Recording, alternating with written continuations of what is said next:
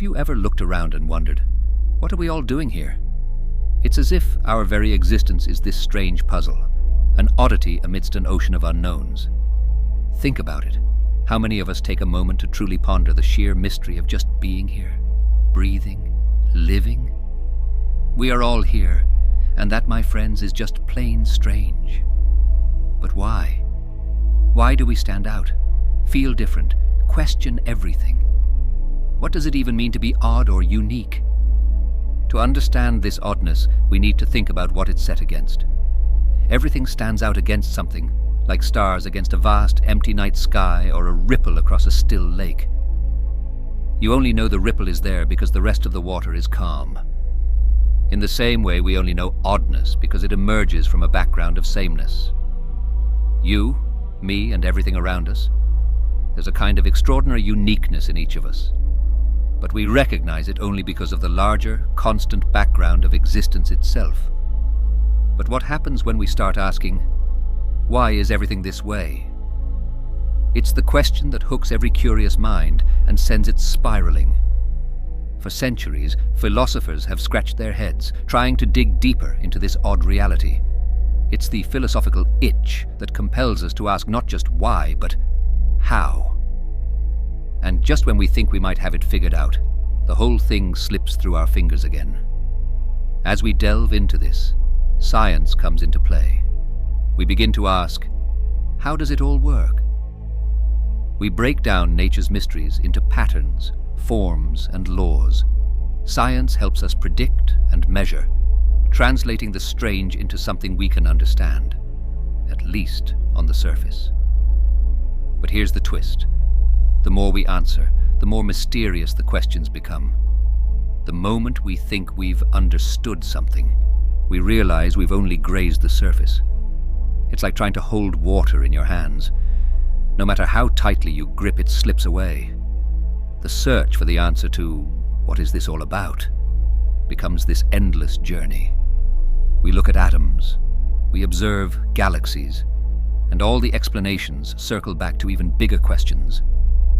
It's as if the closer we get to understanding, the farther away real understanding drifts. This mystery isn't something science alone can crack. Life's patterns, forms, and structures reveal something to us, yes, but the underlying why remains elusive. And that's where many of us find ourselves today, right on the edge of reason and wonder. When we stand here, at the very edges of what we can know, maybe the question isn't why or how anymore. Perhaps the greatest insight lies in realizing that the answer may not fit into any of our existing categories at all. Because in the end, maybe the true nature of existence is something too vast, too magnificent to be reduced to a simple answer. Beyond the illusion of substance, are we just patterns in an infinite web? What if everything we see around us, the trees, the sky, even our own bodies, isn't as solid as we think? What if reality itself is just a complex web of forms, patterns without substance? This isn't just a thought experiment. It's a fundamental question that even physicists have wrestled with and ultimately had to abandon. The further we zoom in, the more we realize that beneath what we perceive as solid is nothing but form. Patterns layered upon patterns, shapes within shapes, all without a core substance. Let's break this down. We humans have a habit of classifying things, of grouping them to understand what they are. We ask, what is it? And then slot it into a category. Is it living or non-living? Plant or animal, male or female? Political, religious, philosophical, no matter what.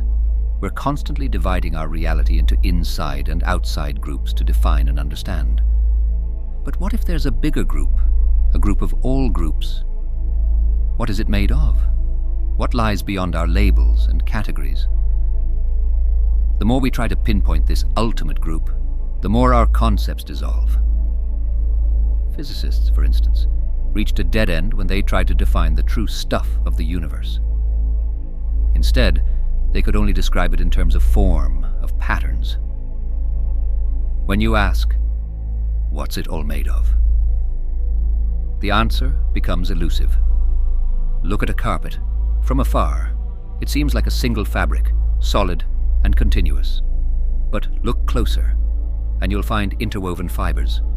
Zoom in more, and those fibers reveal their own structures, crystalline forms of nylon or wool. Keep going deeper, and you'll discover molecules, then atoms, then subatomic particles, and eventually only wavelengths, frequencies, and vibrations. There's no ultimate stuff left. At the heart of it, everything that seems solid dissolves into forms, abstract, without substance, and constantly shifting. In Sadhguru's words in Inner Engineering, a yogi's guide to joy, life is not happening to you but from you. This perspective flips the question entirely, suggesting that our experience of substance and reality is generated within, not necessarily out there in the world of matter. Our perception, the mind's ability to classify and label, plays a role in making this world feel solid. But when we let go of these classifications, we begin to glimpse a boundless reality beyond definitions and forms, a vibrant living web without a center, in constant motion. The more science investigates, the more it aligns with ancient mysticism. Sadhguru frequently reminds us that true understanding comes not from stacking up knowledge, but from peeling it away, breaking free from the limitations of rigid labels and classifications. According to mystics' musings, one's perception can stretch beyond the physical to grasp the vast intelligence behind existence. You are not just a collection of particles and atoms. You are life, a constant flow, a web woven by consciousness itself. It's a revelation that shifts us from being seekers of answers to experiencers of reality's infinite living tapestry. So, if there is no substance at the core of everything, what does that mean for us? Perhaps it implies that all the distinctions we cling to are just tools, like a map that helps us navigate, but is not the territory itself. We spend our lives trying to place ourselves within these boundaries, defining our roles, our identities, even our relationships. But when these boundaries fall, all that remains is a form, a pattern that reflects the vast, interconnected web of life. The only true answer, if any exists, lies in embracing the mystery that everything, us, the world, existence itself, is a dance of forms without a single fixed identity. In the end, when we let go of the need for fixed answers, we start to experience life as it is, not as a set of confined truths, but as an unending exploration of forms and patterns, a play of consciousness beyond labels and categories. And maybe, just maybe, that is the truest reality of all.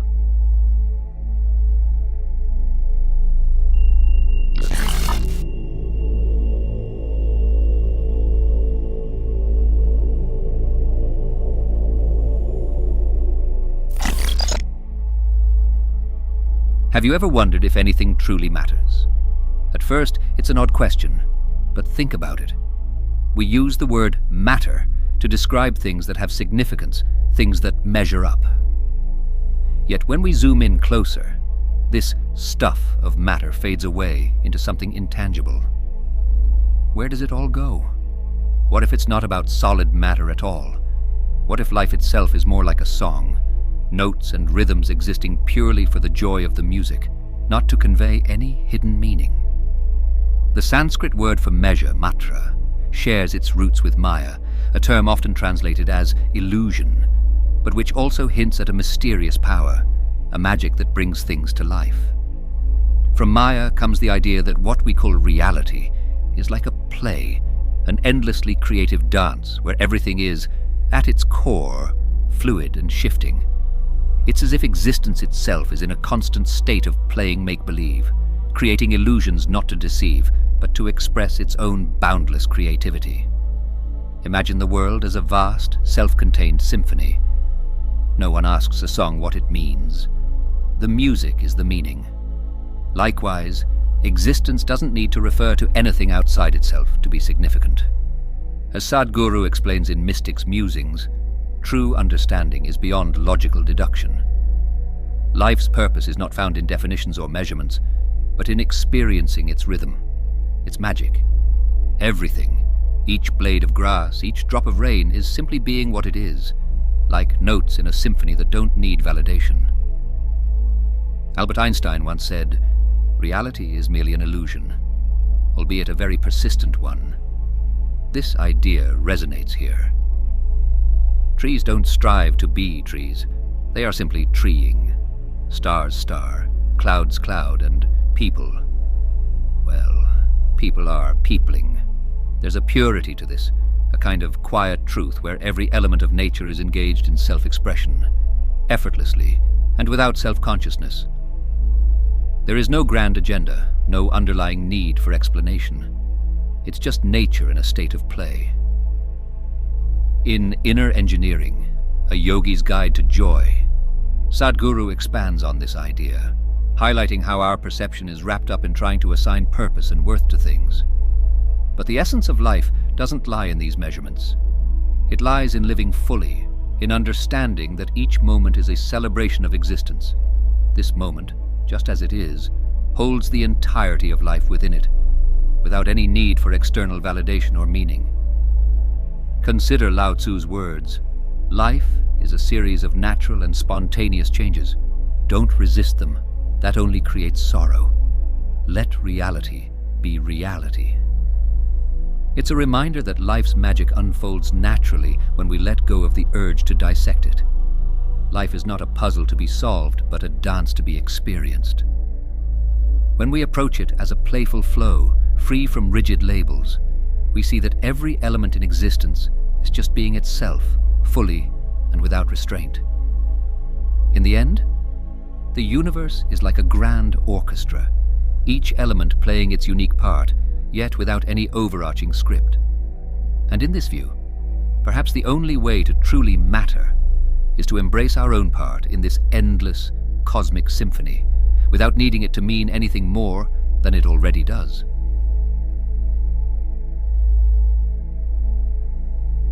Breaking free from the double bind, embracing life beyond survival. Imagine this. You've spent your life shaping yourself into an identity, building up your hopes, and striving to make it in some future moment.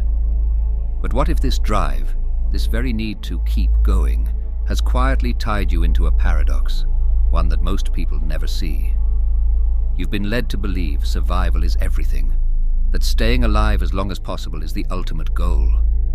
Yet deep down, there's a tension, a feeling that somehow you're not really living. Why?